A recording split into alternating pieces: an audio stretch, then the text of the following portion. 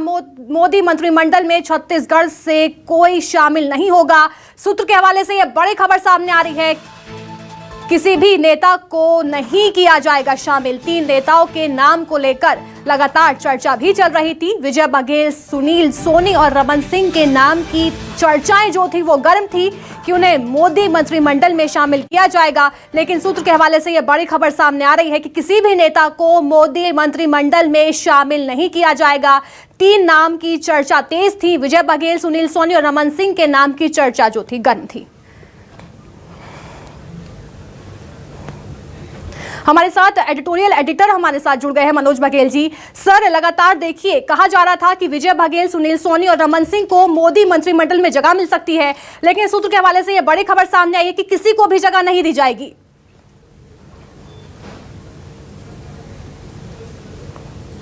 बिल्कुल सही बात है। देखिए, अब तक का ट्रेंड हमको समझना होगा। जब यूपीए की सरकार थी तब भी छत्तीसगढ़ से एकमात्र मंत्री शामिल किए गए थे, चरणदास महंत, और उनको भी राज्य मंत्री का दर्जा दिया गया था। इसी तरह से जो नरेंद्र मोदी की पार्ट 1 में यहाँ से विष्णुदेव साय को राज्य मंत्री का दर्जा दिया गया था, और मोदी पार्ट 2 में रेणुका सिंह को केंद्रीय राज्य मंत्री का दर्जा दिया गया है। तो यहाँ पर जो कुल साइज है, यहाँ पे कुल 11 लोकसभा की सीटें हैं। पिछले बार 10 सांसद जीत कर आए थे, तब एक को जगह मिली थी।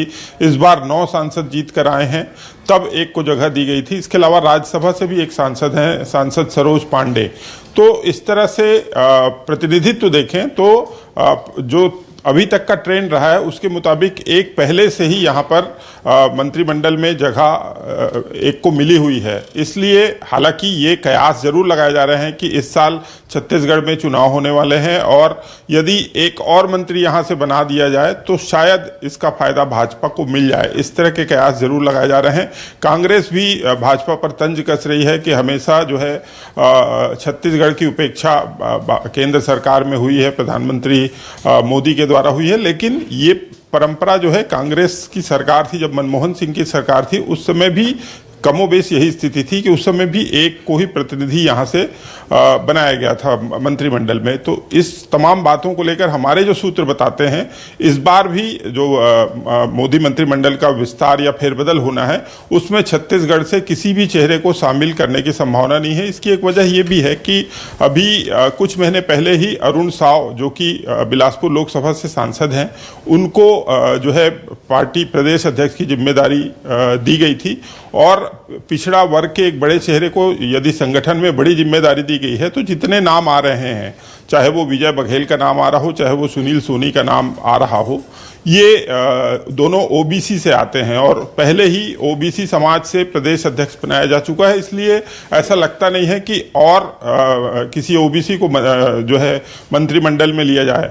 आदिवासी समाज से पहले से ही रेणुका सिंह मंत्री हैं। इसके अलावा डॉक्टर रमन सिंह के नाम की जिस तरह से चर्चा हो रही है, तो वो तो अभी सांसद भी नहीं है, और छत्तीसगढ़ में पहले ही 9 सांसद हैं, और जो है अभी लोकसभा के चुनाव में जो है करीब 1.5 साल का समय बाकी है। ऐसे में डॉक्टर रमन सिंह को लेकर चुनाव कराया जाना या फिर अभी छत्तीसगढ़ से राज्यसभा में जाने की भी कोई गुंजाइश नहीं। तमाम परिस्थितियां इस तरह की है, उसको देखकर ये बिल्कुल भी नहीं लगता कि जो मोदी मंत्रिमंडल का संभावित फेरबदल या विस्तार है उसमें छत्तीसगढ़ को और जगह मिले।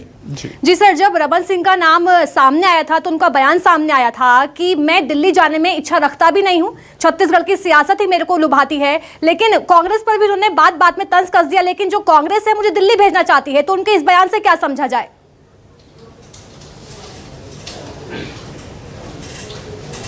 बिल्कुल, ये सवाल जब वो मुख्यमंत्री थे तब भी उनसे बार बार यही पूछा जाता था कि लगातार 3 बार मुख्यमंत्री होने के नाते अब आपकी अगली सीढ़ी क्या होगी, क्या आप केंद्र की राजनीति में जाएंगे? तो उन्होंने हमेशा इस बात से इनकार किया था कि उनकी दिल्ली में किसी तरह की कोई रुचि नहीं है, और छत्तीसगढ़ में ही वो रहकर यहीं की सेवा करना चाहते हैं। इस बात को लेकर लगातार उनका बयान होता रहा है, और अभी जो हमारा एक कॉन्क्लेव हुआ था उसमें भी इस संबंध में उनसे सवाल किया गया था, तो उन्होंने भी कहा कि जब भी ये स्थिति आएगी कि दिल्ली के लिए ऑफर हालांकि उन्होंने इस बारे में किसी तरह की कोई बात नहीं की, लेकिन जो हमारे सूत्र बताते हैं कि इनको जो है दिल्ली में केंद्र सरकार में पहले भी ऑफर आया था, लेकिन उन्होंने इनकार कर दिया था और ये कहा था कि वो छत्तीसगढ़ में ही रहकर सेवा करना चाहते हैं। तो कुल मिलाकर जो अभी की स्थितियां हैं उसको देखकर ऐसा नहीं लगता कि उनको जो है केंद्र में या दिल्ली में किसी तरह की नई जिम्मेदारी मिलेगी।